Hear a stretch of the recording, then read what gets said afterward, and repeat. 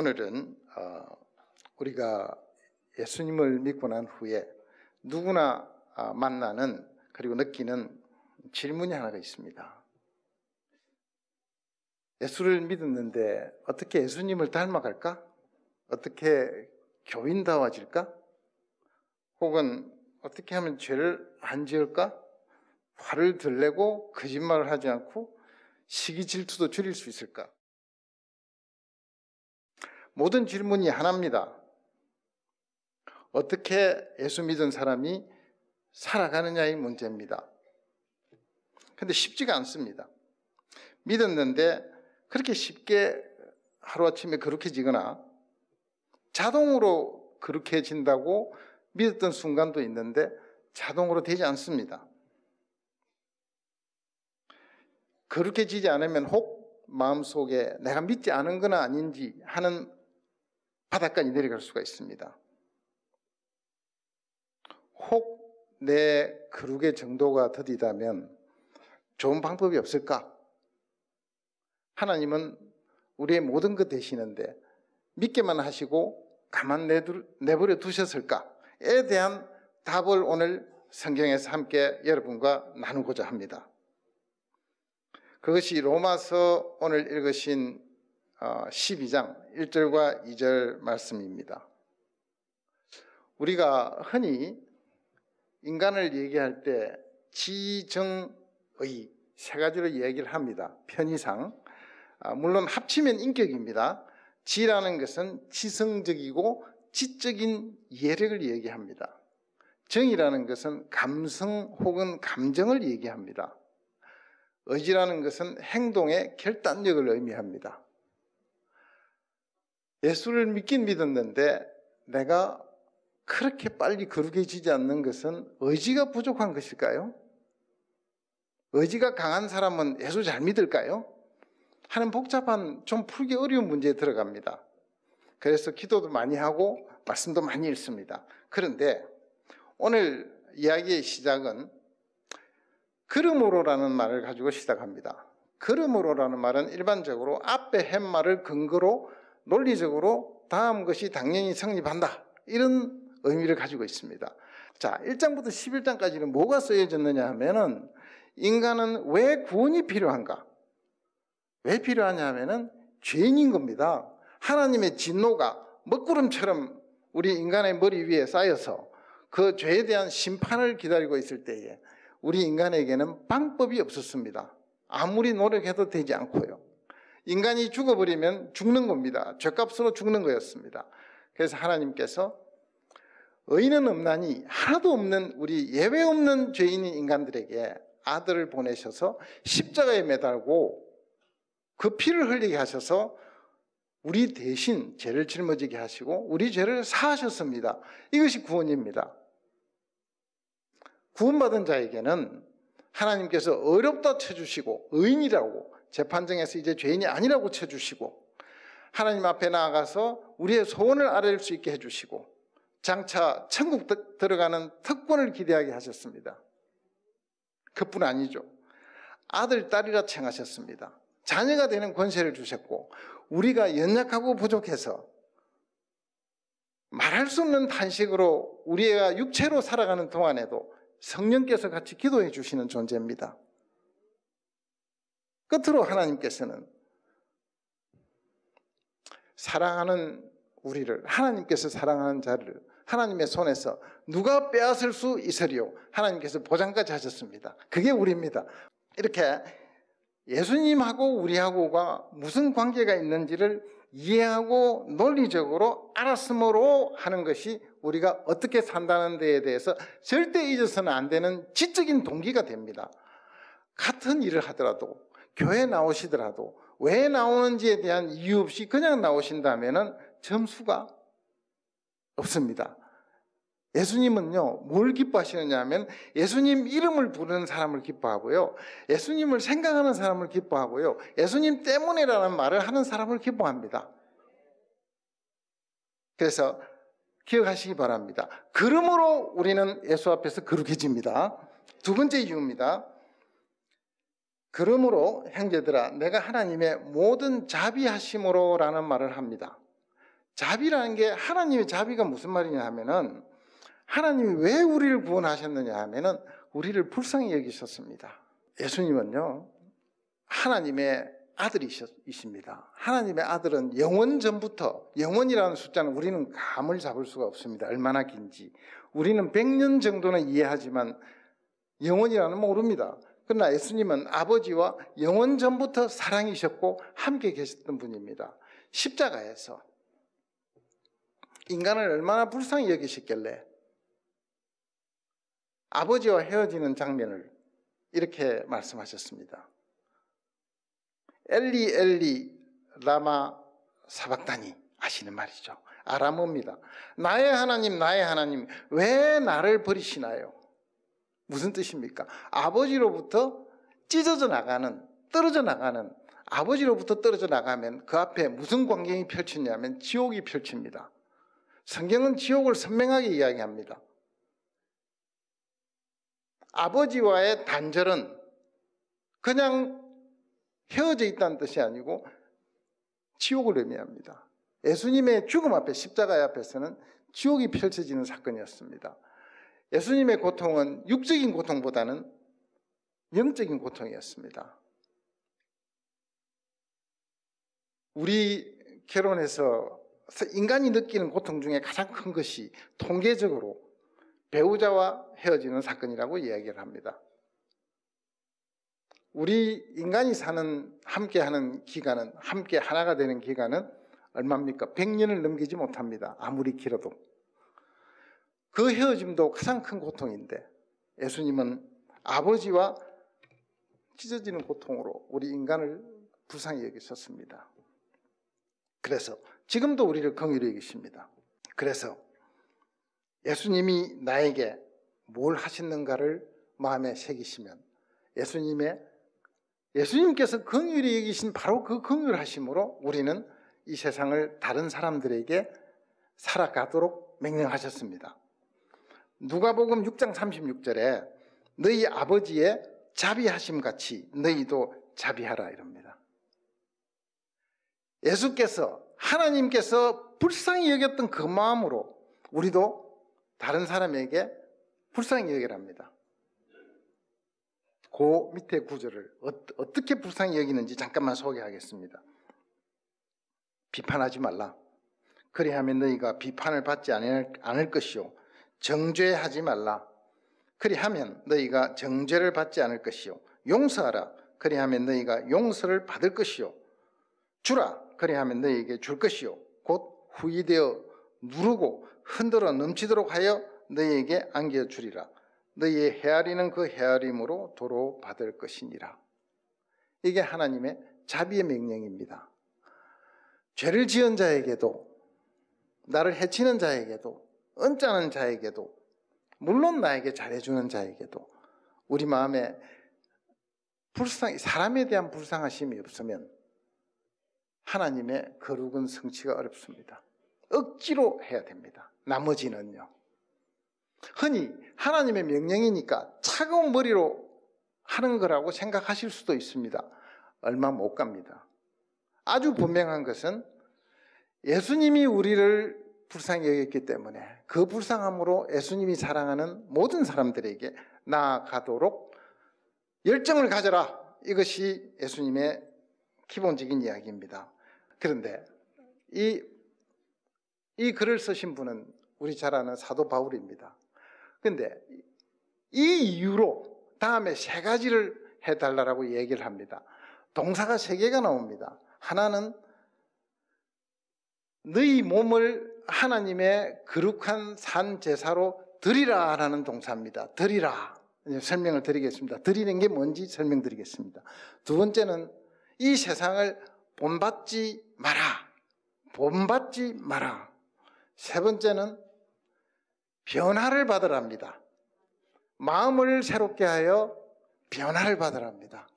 이게 뭔지 알 것 같은데 쉽지 않은 말이라서 제가 빠른 속도로 여러분하고 나누기를 원합니다. 그런데 그러므로 하나님의 모든 자비하심으로 라는 말을 하고 이러한 것이 무장이 되었다면, 긍휼의 마음이 있고 불쌍한 마음이 있고 하나님이 무슨 일을 했는지를 내가 이해한다면 내가 예수 그리스도의 십자가를 붙들고 있다면, 자, 바울이 이렇게 이야기합니다. 형제들아. 바울은 아님에도 불구하고, 같지 않음에도 불구하고, 그 당시에 장로였고 사도였습니다. 임에도 불구하고 형제들아, 형제들이여 불렀던 것은 이런 뜻이 있습니다. 지금부터 내가 하는 말은 명령이 아니다. 권하노니. 무슨 말이냐 하면은 비노니 이런 뜻입니다. 권한다는 말은 말로는 권하노니가 되지만은 이 말의 본래 뜻은 거의 무릎을 꿇다시피 제발 좀 해주지 않겠습니까? 그 마음에 호소하는 겁니다. 구약에서 모세는 명령했습니다. 그렇죠? 지팡이를 들고 명령했고 이래라 저래라 명령을 했습니다.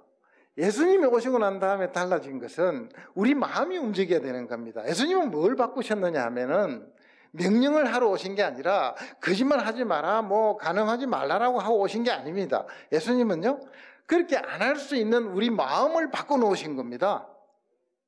이게 다른 거예요. 어떻게 해요? 예수님 스스로가 피를 흘리셔서 우리들에게 명령한 것이 아니고 우리들에게 빌러 오셨어요. 우리 마음을 바꿔놓으셨습니다. 내가 너 때문에 죽었다고 말하는 겁니다. 너를 살리려고 내가 죽었다. 왜? 너희가 불쌍하기 때문이라고 얘기를 하고 있는 겁니다. 예수님은 우리한테 이래라 저래라 명령하고 있지 않습니다. 바울이 형제들이요, 자매들이요, 우리가 예수님께서 이래 해주셨다면, 예수님께서 이렇게 불쌍하게 대해주셨다면 우리도 우리 교인들에게, 안 믿는 사람들에게, 다른 교인들에게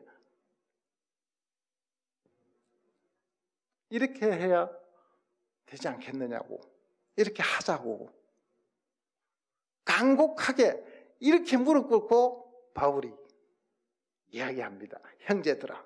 됐죠? 그러므로 형제들아, 하나님의 모든 자비하심으로 너희를 권하노니, 세 개를 권합니다. 세 가지. 오늘 이야기 드리는 세 가지는요, 모든 크리스찬의 삶에 있어서 지금부터 12장, 13장, 14장, 15장 넉 장에 걸쳐서 전개할, 어떻게 살아야 됩니까? 신자로서 하는 데 대한 강론에 대한 총론입니다. 이런 걸 원리라고 그럽니다. 이 세 가지가 원리입니다. 원리의 기초를 말씀드렸습니다. 그러므로와 자비, 이 두 가지가 기초입니다. 자, 이것이 우리 마음에 들어온다면은 이 일을 할 수 있겠는지 우리 같이 한번 생각해 보십시다.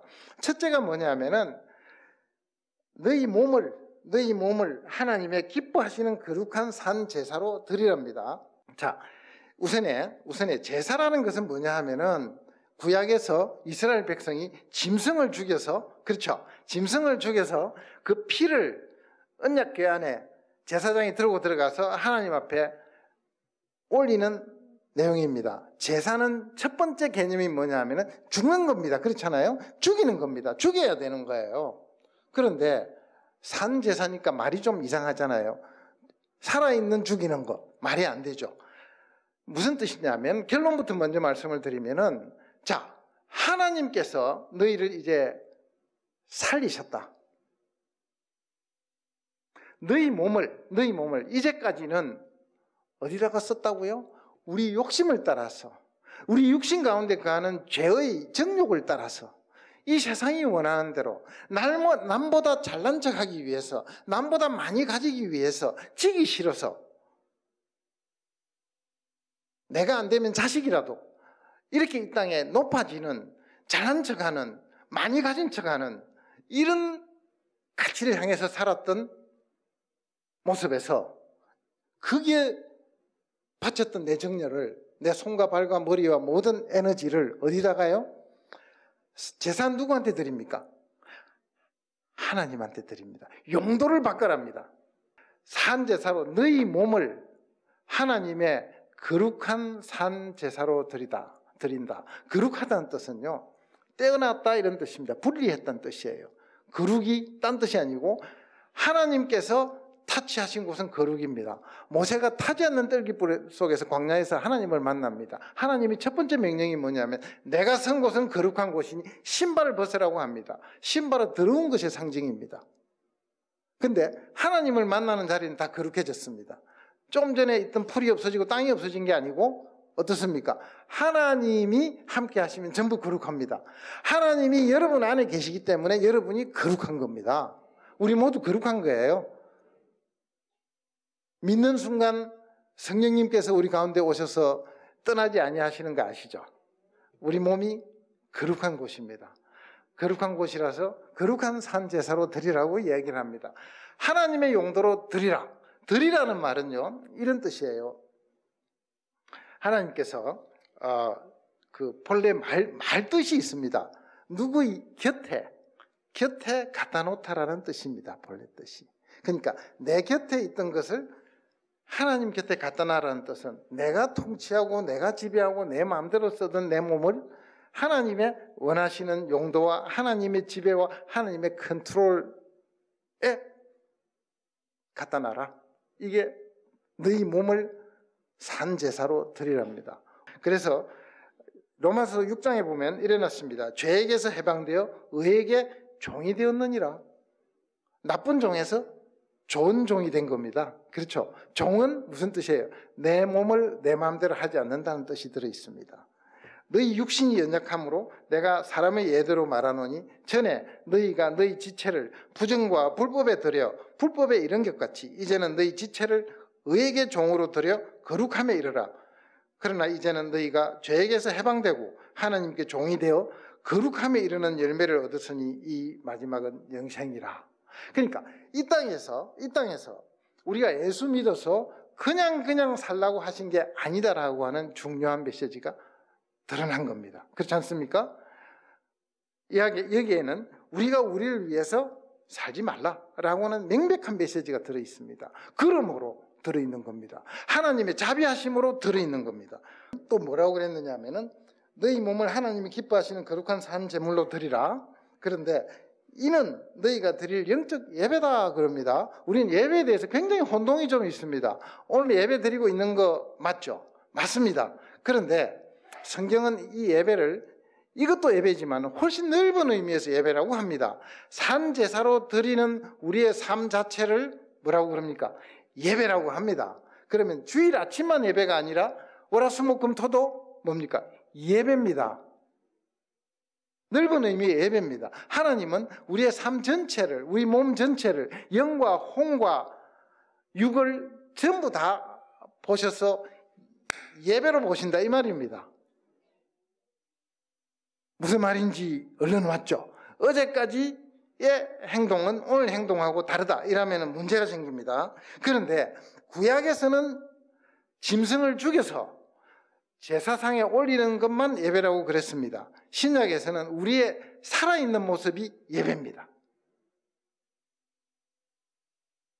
한순간 드리는 예식만 예배가 아니라 길고 지리한 하루의 일상을 살아야 되는 것이 예배입니다. 어느 게 어렵습니까? 이게 어렵습니다.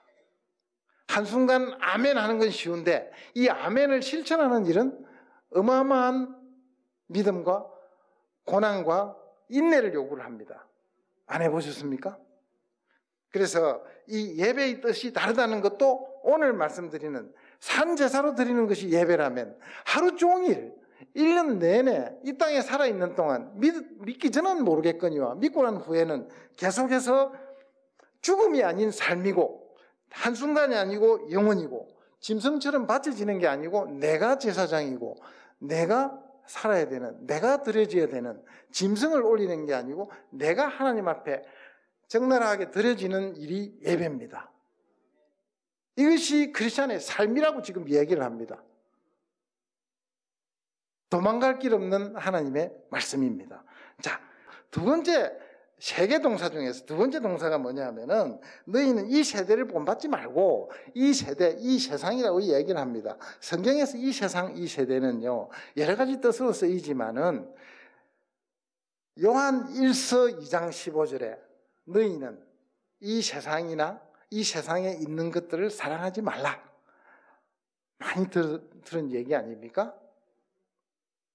이 세상은요, 이 세상에 있는 밥이나 차나 집을 의미하는 게 아닙니다. 이 세상이 살아가는 원리입니다. 원리. 원리가 뭐예요? 아까 제가 다 말씀을 드렸습니다. 남을 누르고 올라가려고 하는 것, 악착같이 남을 처벌하려고 하는 것, 원수를 갚아도 뼈에 사무치면서 갚아야 되는 것, 이런 우리의 못된 죄악된 모습들이 이 세상의 원리입니다. 이 세상은 지고 못 사는 게 원리 아닙니까? 어렵습니다. 하나님의 원리와 이 세상의 원리는 어렵습니다. 우리는 이중적으로 살고 있잖아요. 이 세상에 살고는 있습니다만은 소속은 하나님이 천국입니다. 그래서 이 세상이라고 딱 하면은 상징적으로 크리스찬은 해서는 안 될 일, 본받아서는 안 되는 일, 이 세상이 돌아가는 원리적인 일입니다. 죄악의 원리들입니다. 이 일에 대해서는 뭐 하지 말라고요? 본받지 말라 이겁니다. 본받지 말라는 것은요, 본받지 말라는 것은 바깥에 있는 어떤 현상을 내 행동에, 내 육체에 옮기지 말라는 뜻입니다. 아직 몸에 대한 이야기가 안 끝났습니다. 마음은요, 우리의 영은 이미 구원받았습니다. 우리가 영과 육을 쉽게 구별하면은 영은 완전히 구원받았습니다.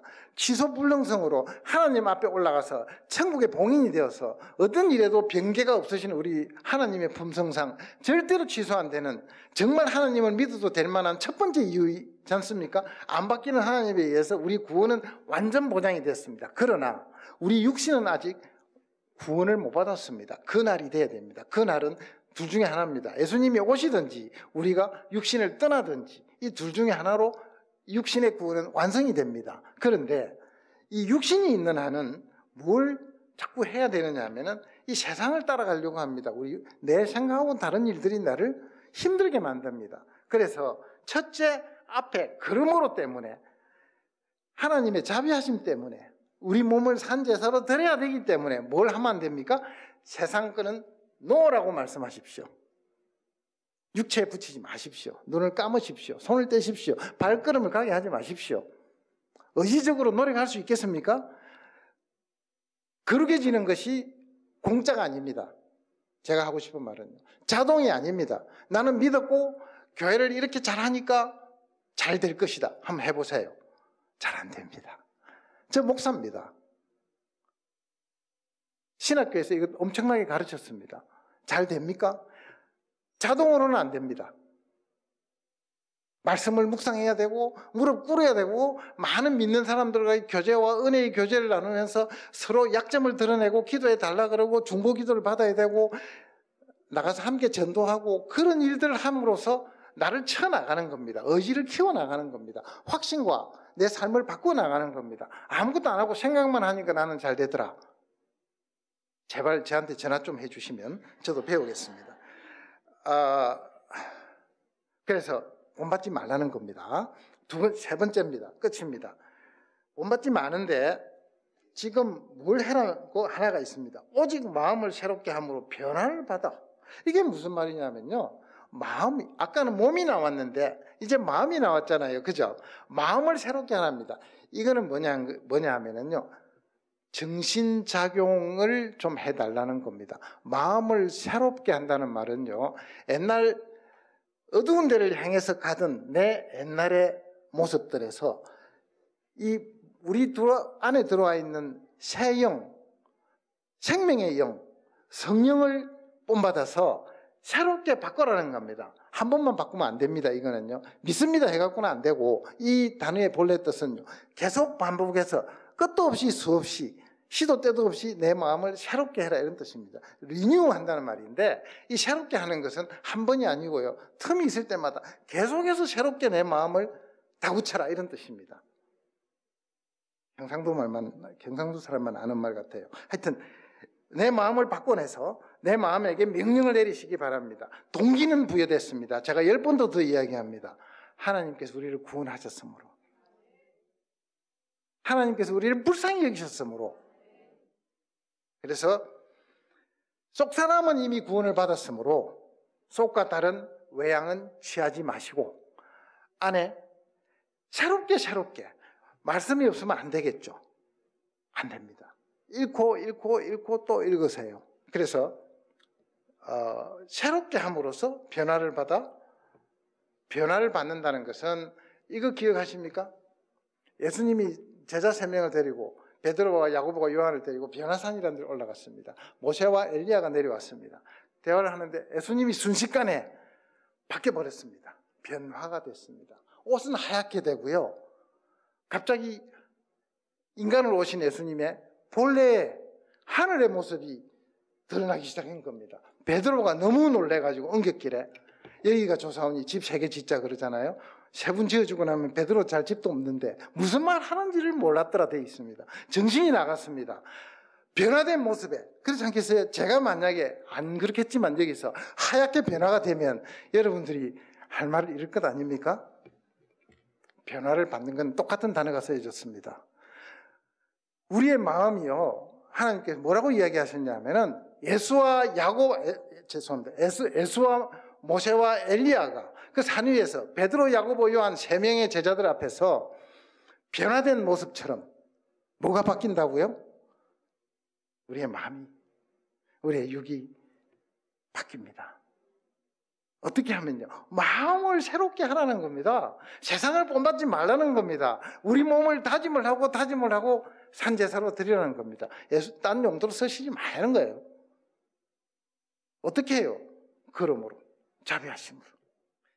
생명의 말씀으로 나를 세우사 주의 길 예비케 하소서. 성령의 능력으로 기름 부으사 진리를 선포하게 하소서.